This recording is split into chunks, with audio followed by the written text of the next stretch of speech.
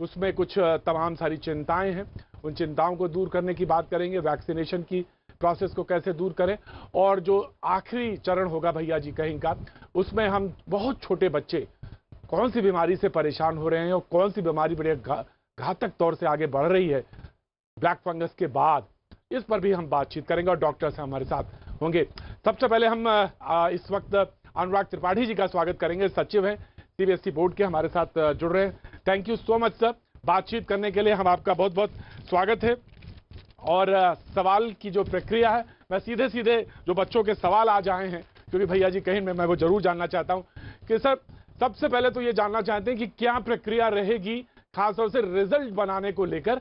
वो सब जानना चाहते हैं कि आप क्राइटेरिया क्या लेने वाले हैं, 10th 11th 12th को, या 11th का ही एक मार्किंग रखेंगे, या 10th 11 को रखेंगे, या लोगों ने कहा कि ऐसा तो नहीं कर रहे हैं कि 10वीं के आपने 10% और 11वीं के 20 और ऐसे ही 50% आपने मार्क्स रख लिए 11th के, तो क्या क्राइटेरिया होगा ये जानना चाहते हैं बहुत सारे बच्चे रिजल्ट के बारे में। त्रिपाठी जी।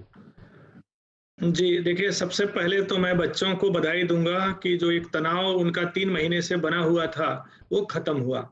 हर बच्चा क्लास 12 का परेशान था कि एग्जाम जो फरवरी में होने थे, मार्च में होने थे, वो मई तक नहीं हो पाए हैं। एंड जब ये सूचना जाने लगी कि एग्जाम और पोस्टपोन हो सकते हैं तो बच्चे भी परेशान हो रहे थे, पेरेंट और टीचर भी लगातार डिमांड कर रहे थे।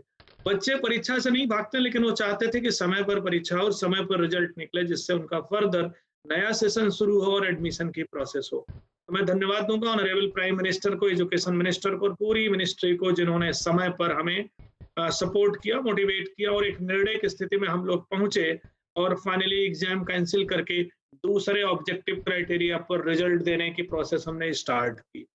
मैं जहां तक आपका चैनल के माध्यम से बच्चों को बताना चाहूंगा कि क्लास 12th का रिजल्ट उस किस क्राइटेरिया पर बनेगा उसका फाइनल डिसीजन अभी नहीं हुआ है। इसमें थोड़ा सा समय लगेगा।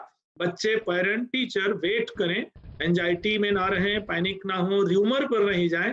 हम अपनी वेबसाइट पर क्राइटेरिया सर्कुलेट करेंगे, पब्लिक डोमेन में डालेंगे और जो भी क्राइटेरिया बनाएंगे वो हर बच्चे के लिए फायदेमंद होगा। उस वो प्रिंसिपल, टीचर, स्पेशलिस्ट, एजुकेशनिस्ट से राय लेकर के ही बनेगा। 10th का क्राइटेरिया आप सबके सामने है और नॉर्मली उसको हर आदमी एक्सेप्ट कर रहा है। 10th के क्राइटेरिया में हम लोगों ने एक कमेटी बनाई, स्कूल लेवल की 8 मेंबर कमेटी, 8 सदस्यों की कमेटी हर स्कूल में बनी है।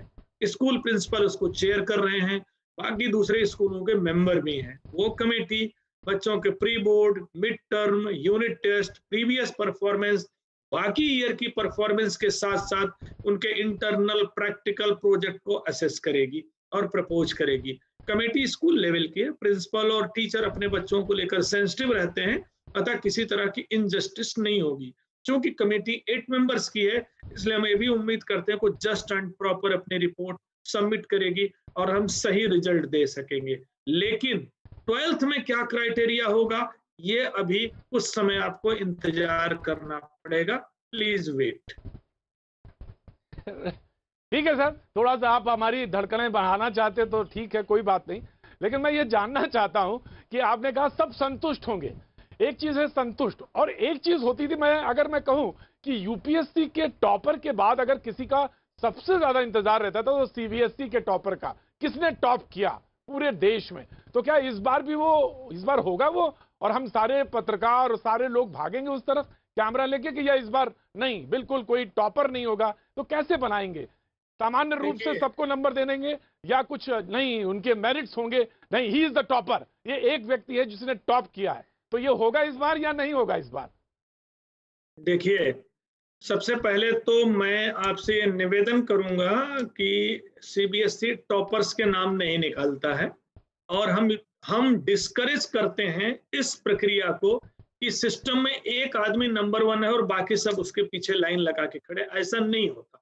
किसी का एक नंबर ज्यादा या कम से उसकी पर्सनालिटी डिफाइन नहीं होती। तो सीबीएसई कभी भी टॉपर्स को इनकरेज, मोटिवेट नहीं करता। हम टॉपर्स की लिस्ट कभी भी सर्कुलेट नहीं करते हैं। टॉपर्स के बारे में जानकारी ज्यादातर media, school principal, district level पे निकालती है और एक कंपेयर करती है, मोटिवेट करने के लिए करती है। तो मैं फिर यही कहूंगा, आपके माध्यम से कहूंगा और आपसे भी सपोर्ट चाहूंगा कि प्लीज किसी टॉपर की बिल्कुल। रेस में बच्चों को लेकर के नहीं जाए, क्योंकि इससे बहुत बड़ा डिस्करेजमेंट भी होता है। एक एक नंबर पर बच्चे होते हैं और बच्चे इक्वल रहते हैं, और कभी कभी कोई एक प्रश्न या एक नंबर कम होने से कोई आगे और पीछे नहीं हो जाता। जीवन की असली लड़ाई तो शुरू होती है उसकी कॉम्पिटेंसी, उसकी स्किल और कैपेसिटी को लेकर। तो मान करके चले कि रिजल्ट जो अनुराग जी, निकलेगा, हम अनुराग जी, किसी टॉपर्स की लिस्ट नहीं घोषित हाँ करेंगे। हाँ, हम आपको जरूर कि पासिंग परसेंटेज जी, कितना आप, रहा, मोर देन हाँ, 75, मोर देन 90, मोर देन 95 कितने रहे, जिससे स्कूल अपने को कंपेयर कर सके। तो बच्चे इसको लेकर के परेशान ये बिल्कुल ना बहुत हो, इंपॉर्टेंट चीज और सर आप कह रहे अच्छी चीज ये हैं, होगी ये बहुत कि हम इंपॉर्टेंट चीज बच्चों कह रहे को हैं।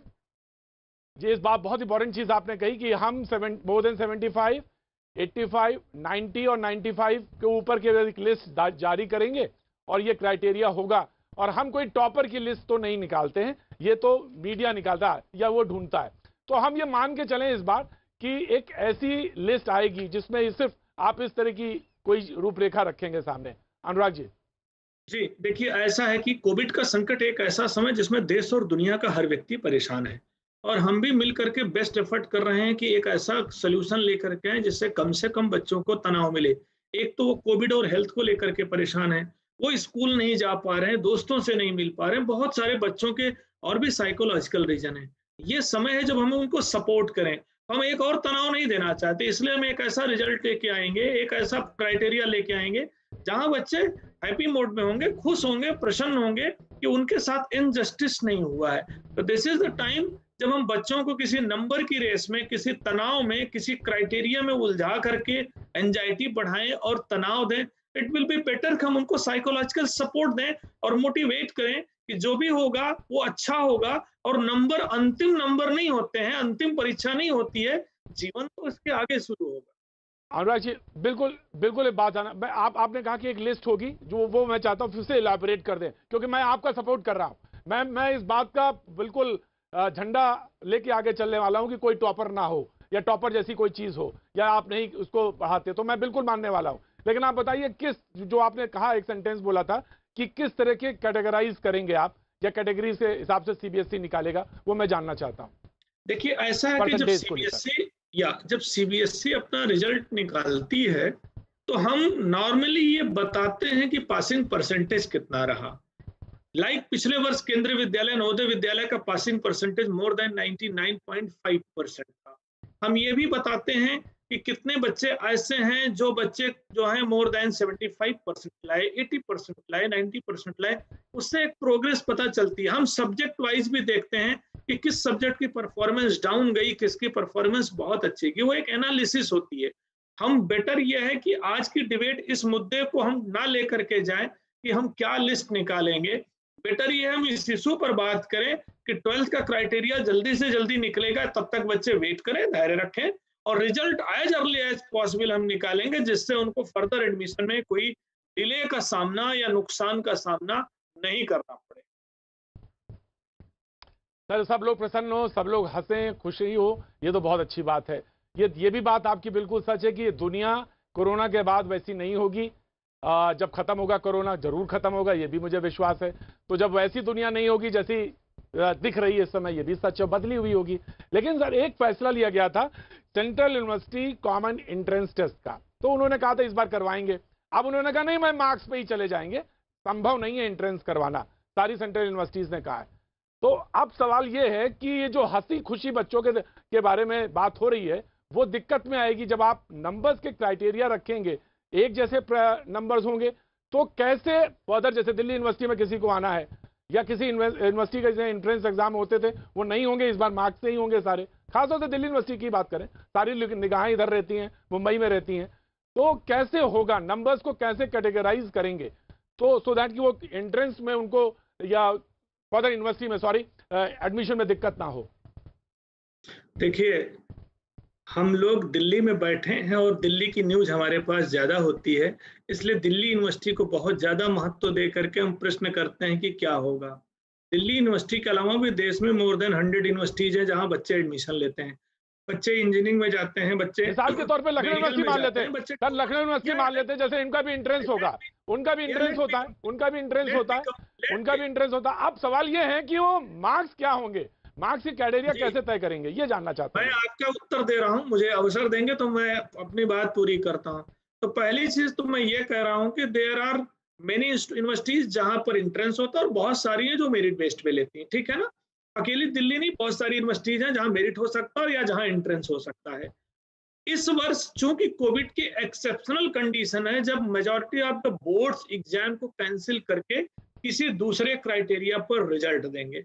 एक चीज तो ये मान लें कि नंबर्स की पंचिंग अभी भी होगी और पहले भी होती थी। 99 पर, 98 पर, 95 पर, 90 पर, 85 पर तो बच्चे रहेंगे ही, क्योंकि टोटल मार्क्स ही 1 to 100 होते हैं। 1 से 100 के पैरामीटर पर 15 लाख बच्चों को जब फिट किया जाएगा तो कोई न कोई बच्चा एक नंबर पर तो 10, 100, 200, 400 बच्चे होंगे ही। वो चाहे एग्जाम होता तब भी होते और एग्जाम नहीं होगा तब भी होंगे। अब रही बात ये कि इस क्राइटेरिया में जब बिना परीक्षा के ऑब्जेक्टिव क्राइटेरिया पर मार्क्स मिलेगा तो यूनिवर्सिटी जो मेरिट थी वो कॉमन स्टैंडर्ड कैसे मेंटेन करेंगे और एडमिशन प्रोसेस को क्या वरीयता देंगे। इसके बारे में मैं आपके रेस्पेक्टिव चैनल पर यह निवेदन करूंगा कि यह मुद्दा चूंकि यूनिवर्सिटीज कॉलेज से जुड़ा हुआ है और हमने ये बात वहां तक पहुंचाई है, वो भी इस पर मंथन कर रहे हैं, उनको भी टाइम दीजिए, उनकी तरफ से उत्तर आपको मिलेगा। वो ये कहते हैं, मैंने उनका उनका जो पढ़ा उसमें वो कहते हैं कि जो सीबीएसई का आधार होगा वो एक बहुत महत्वपूर्ण आधार होगा, हम उसके हिसाब से परिभाषित करेंगे। उन्होंने कहा, यूनिवर्सिटीज ने इस बात को कहा है कि वो जो नंबर्स होंगे उस पर वो परिभाषित करेंगे। तो ये एक बात है। दूसरी बात त्रिपाठी जी आ रही है कि सब बच्चों को न्याय हो। कुछ लोग ऐसे हैं कि उनको लगे कि अगर मान लीजिए मेरे साथ न्याय नहीं हुआ तो क्या दूसरा अवसर मिलेगा उनको, या कोई अवसर आप प्रदान करेंगे कि वो फिर से एग्जाम दे सके और वो कोई लिटिगेशन जैसी समस्या ना खड़ी हो। ऐसा भी कुछ चीजों को सोच रहे हैं? जी बिल्कुल सोचा गया है। 10th का जो सर्कुलर निकला है उसमें भी बताया है, 12th के बारे में जो हमने निकाला उसमें बताया है कि जो बच्चे सीबीएसई के उस ऑब्जेक्टिव क्राइटेरिया के बेस पर निकाले गए परीक्षा परिणाम से असंतुष्ट होंगे, डिससेटिस्फाई होंगे, उनकी परीक्षा स्पेशल परीक्षा जब कोविड की सिचुएशन नॉर्मल होगी और हमको लगेगा कोई खतरा नहीं है, वो परीक्षा वो बच्चे दे सकेंगे। ये ऑप्शंस हमने ऑलरेडी दिया है। इतने भी कुछ बच्चे डिससेटिस्फाई हों तो जब कोविड नॉर्मल होगा हम उनको अवसर जरूर देंगे। सर एक चीज और है कि जो लोगों ने कहा कि देखिए 11th जो होता है 12th से ज्यादा कठिन होता है, और 11th की जो असेसमेंट्स हैं पिछली बार भी वो सब ऑनलाइन रही हैं। देश में बहुत सारे गवर्नमेंट स्कूल हैं, बहुत सारी स्थितियां क्या रही हैं पिछले वर्ष, हम सारे लोग भली भांत परिचित हैं, उसमें कहीं कहने की जरूरत नहीं। सबके साथ न्याय हो, आपकी दृष्टि बिल्कुल एकदम सामंजस्य बैठाने की है, यह भी अच्छी बात है। तो ऐसी स्थिति में जब 11वीं का रिजल्ट वैसे भी बहुत टफ होता है और ये जो सामान्य परिस्थितियां नहीं थी तो उसमें और चीजें मुश्किल हुई हैं, तो वेटेज के अनुरूप किस तरह से रखेंगे? कि बहुत सारे लोगों को डर ये लग रहा है कि 11 तो मेरा बहुत अच्छा हुआ ही नहीं, और सामान्यतः बच्चों का 11वीं बहुत अच्छी नहीं हो पाती है। तो ऐसे में अनुराग जी क्या जब रखेंगे तो इस पर किस तरह से गौर करेंगे, ये भी जानना चाहते हैं लोग। देखिए मैं पहले निवेदन यही कहूंगा कि अभी हम इस इशू पर डिस्कस नहीं करें कि 11th का वेटेज होगा कि 10th का वेटेज होगा कि 9th का वेटेज होगा, क्या होगा, क्योंकि वो क्राइटेरिया अभी फिक्स नहीं हुआ। तो लेट अस डिबेट अभी हम नहीं स्टार्ट करें, क्योंकि जब तक सीबीएसई अपना सर्कुलर नहीं देता तब तक ये बच्चों के लिए अननेसेसरी पैनिकी और एंजाइटी वाला होगा। तो प्लीज ये डिबेट हम नहीं करें तो बेटर होगा कि किस चीज का क्या वेटेज दिया जाएगा। एक बार हमारा सर्कुलर निकालने दीजिए, उसके बाद फिर हम आपके साथ डिस्कस कर लेंगे और जस्टिफाई कर लेंगे। तो थोड़ा सा बच्चे वेट करें, और अप्रोक्सीमेटली 2 वीक टाइम का हम समय मांग रहे हैं, लगभग 2 सप्ताह में क्राइटेरिया हम फाइनल कर लेंगे, क्योंकि वो पूरा नेशनल लेवल पे डिस्कस करके डिबेट करके स्पेशलिस्ट की राय लेकर के बनाया जाता है। तो थोड़ा सा हमें समय दें, धैर्य रखें, बच्चों को थोड़ा सा मानसिक रूप से शांत रहने दें, ये ज्यादा आवश्यक है। एक बार क्राइटेरिया निकल जाएगा तो सारी चीजें आपके सामने होंगी, किस चीज का क्या वेटेज।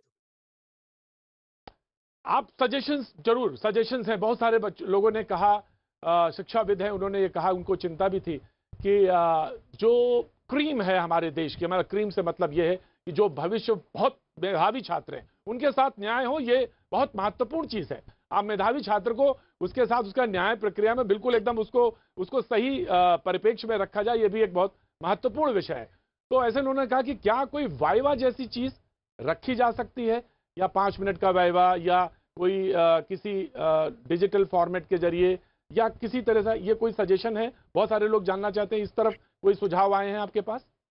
ओके, देखिए सबसे पहले तो मैं थोड़ा सा आपके विषय को डाइवर्ट करूंगा। मैं ये नहीं कहूंगा कि जो मेधावी छात्र हैं उनका हो, मैं यही कहूंगा कि जिन बच्चों ने अपना साल भर बहुत मेहनत की है, तैयारी की है, उनको उनके अकॉर्डिंग मार्क्स मिले, उनका रिफ्लेक्ट हो। ऐसा नहीं हो कि वो बहुत अच्छे, बहुत मेहनती, हार्ड वर्क वाले हैं और उनको खराब मिले, ऐसा नहीं होना चाहिए।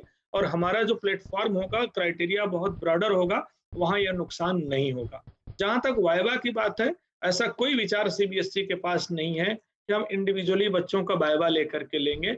जो कुछ क्राइटेरिया होगा वो हम राइटिंग में आपको सर्कुलेट करेंगे, ये मैं आपसे कह रहा हूँ। एक दूसरी चीज मैं जरूर कहना चाहूंगा, एक अच्छा मुद्दा आपने छेड़ा है, सिर्फ वही बच्चा मेधावी नहीं होता जो मार्क्स लेता है। बच्चे अलग अलग फील्ड में अलग अलग मेधा के, अलग अलग बुद्धि के होते हैं। जितने भी पॉलिटिशियंस होते हैं उनमें अलग कैपेसिटी होती है, एडमिनिस्ट्रेशन में अलग कैपेसिटी होती है, आर्टिस्ट में अलग कैपेसिटी होती है, बिजनेसमैन में अलग कैपेसिटी होती है। दुनिया को जिन लोगों ने टॉप तक ले गए हैं, जिन्होंने इनोवेशंस किए हैं, रिसर्च किए हैं, जिन्होंने बहुत बड़े साम्राज्य खड़ा किए हैं, इंडस्ट्री खड़ा की है, कोई टॉपर नहीं रहे हैं। उन्होंने अपनी स्किल्स को, कॉम्पिटेंसी को शार्पन किया है। तो दिस इज द टाइम जो नई एजुकेशन पॉलिसी कहती है कि इंस्टेड ऑफ 100 में 100 मगिंग करके, रोट लर्निंग करके बच्चे ले लें और लाइफ में क्रम्बल करें। बेटर है कि हम बच्चों को competency based learning, skill based learning की तरफ शिफ्ट करें, जहां बच्चा निर्णय ले सके, कम्युनिकेट कर सके, सोशल थिंकिंग रख सके, लीडरशिप ला सके, क्रिएटिव हो सके। तो अब हमें डिबेट यहाँ शिफ्ट करनी चाहिए। मैं इसलिए जिक्र कर रहा हूँ क्योंकि मेरा मानना है कि मेधावी का मतलब सिर्फ नंबर लाना नहीं है, मेधा किसी क्षेत्र में भी जा सकती है। बिल्कुल, मैं तो बिल्कुल इस बात से सहमत हूँ। मैं इस बात से आपके सहमत हूँ अनुराग जी, मैं इस बात से आपके सहमत हूँ। जब नंबर 100 में 100 आने लगे, अब जब 100 में 99 आने लगे तो आश्चर्य। मेरे समय में थोड़ी ना आता, मेरे समय में तो 60 जिसके आ गए उसने तो तख्ता पलट दिया। तो सवाल ये था कि जब 100 में 100 आने लगे तब दिक्कत होने लगी, और जब एंट्रेंस में लोगों के यूनिवर्सिटीज में नहीं हुए तो वहां पे कहीं हतोत्साही। तो इस बार मैं ये मान के चलूं, मैं बहुत छोटे में, बहुत आपसे 10 सेकंड में जवाब चाहता हूं कि इस बार गेम चेंजर भी होगा, यहां पे कहीं अवसर भी बन रहा है। मार्क्स बहुत ज्यादा अहमियत नहीं रखेंगे और हमको कहीं ना कहीं कोई ना कोई रास्ता सुविधाजनक के मतलब ये प्रतिभा के अनुरूप मिलेगा। अनुराग त्रिपाठी जी, देखिए मेरा यह मानना है कि जिस देश में 35 लाख बच्चे सीबीएसई बोर्ड की परीक्षा देते हों, वहां 2 बच्चे, 1 बच्चे, 3 बच्चे 100 में 100 ला रहे हैं तो कोई गलत नहीं है, उनकी काबिलियत है। और हमें ऐसा क्राइटेरिया कभी नहीं बनाना चाहिए जिसको हम अचीव नहीं कर सकें। तो मेरा ये मानना है कि हमारा जो असेसमेंट है, रिजल्ट है, वो बड़ा ऑब्जेक्टिव है और बच्चा एक मॉडल आंसर देता तो फुल नंबर लेता है। तो 100 में 100 या 99 में कोई हमें ये नहीं सोचना चाहिए कि मेरे जमाने में नहीं मिलता था। ऐसा क्राइटेरिया कभी नहीं हो सकता है कि जिंदगी में कोई 100 में 100 नहीं ले आए, जिंदगी में कोई गोल्ड मेडल ना ले, जिंदगी में कोई टॉप ना करे। तो पहली चीज तो ये कि इस डिबेट को हमें ये डाइवर्ट करना चाहिए कि 35 लाख में 2 बच्चे, 4 बच्चे, 6 बच्चे होंगे जो लाएंगे। This is a good thing, इसको कभी भी निगेटिव नहीं लेना चाहिए। हाँ, ये जरूर बात है कि बच्चे जो नंबर पाए वो अपनी परफॉर्मेंस कैपेसिटी के अकॉर्डिंग पाए। ऐसा ना हो कि बच्चे 90% पा रहे हैं लेकिन सोसाइटी में जब वो जाते हैं तो वो कुछ भी नहीं कर पाते। तो नंबर को कैपेसिटी, कॉम्पिटेंसी और स्किल से लिंक किया जाएगा तो मुझे लगता है देश एक नई दिशा में जाएगा। बिल्कुल अनुराग जी, आपकी बात बिल्कुल सही है और अगर सिद्धांत रूप से देखें तो ये बिल्कुल सच है और इसमें कहीं दो राय नहीं। मैं आपकी बात से पूर्णतः 100%, इसमें तो 100% मैं सहमत हूं।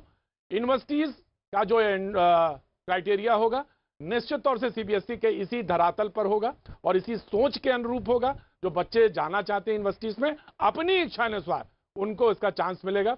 और आपने कहा कि बहुत जल्द रिजल्ट भी आएगा, जुलाई तक हम एक्सपेक्ट करें कि जुलाई तक आ जाएगा अनुराग जी? मैं कोई प्रक्रियाएं शुरू होंगी। मैं फिर कह रहा हूं कि मैं कोई तिथि निर्धारित नहीं करूंगा, उससे सेंसेशनल होगा। मैं यही कहूंगा कि जितना जल्दी से जल्दी हो सकेगा हम रिजल्ट निकालेंगे। हम 24 घंटे काम करेंगे, फास्ट वर्क करेंगे, जल्दी डाटा अवेलेबल लेने का प्रयास करेंगे और समय पर, निर्धारित समय पर, डिमांड करने से पहले रिजल्ट दे सकेंगे। शुक्रिया, बहुत बहुत शुक्रिया। Thank you so much Anurag ji, बहुत बहुत शुक्रिया जो आपने तमाम सारे वक्त निकाला और बच्चों के सवालों के जवाब दिए। बहुत बहुत शुक्रिया, थैंक यू सो मच। लेकिन अब हमारे साथ लखनऊ से प्रोफेसर दिनेश